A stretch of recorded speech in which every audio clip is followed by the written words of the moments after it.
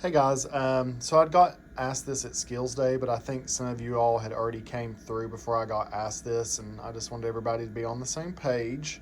So I just wanted to kind of make you all think about if they do pause the Belmont. Maybe the bleeding has stopped, or they're just like, hey, hold off just a second.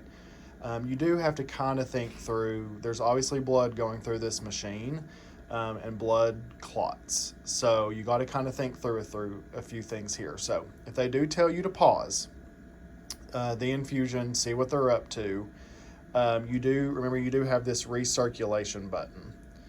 So you can hit that.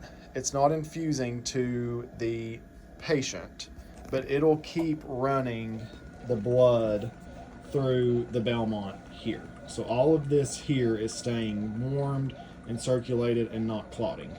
But you do have to worry about all of the blood that's going to be sitting in this tubing. And remember, you're going to have your extension tubing onto this, so there's going to be a lot of blood just sitting here. So what I want you to think through is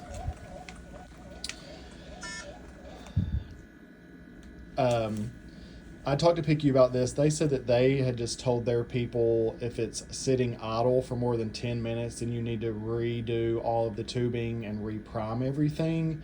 But you all have done this enough now to know that that takes a lot of time to reprime the tubing, and you'd have to go find it in the anesthesia workroom. So what we've came up with to keep you from having to do all that is this.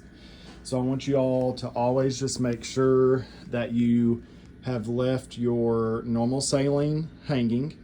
You would clamp your blood, open up your normal saline, and you're basically just going to run the machine at like a TKO rate. So you can see right now we're stopped, we're in standby, and your set rate is 0. So the lowest amount that the machine will let you run is 2.5 mLs per minute.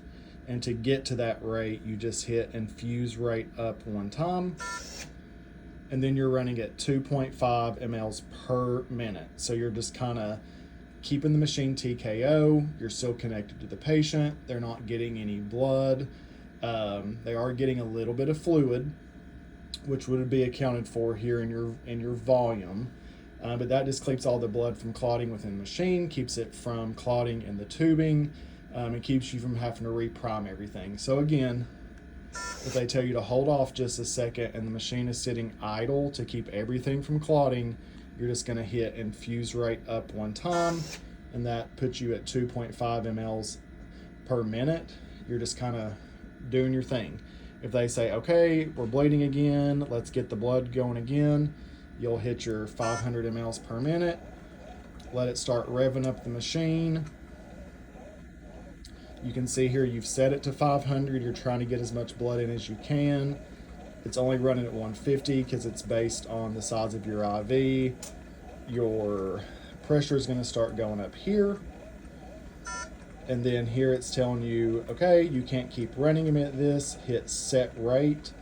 You'll hit set rate. Boom. You're running at the rate that the IV would let you.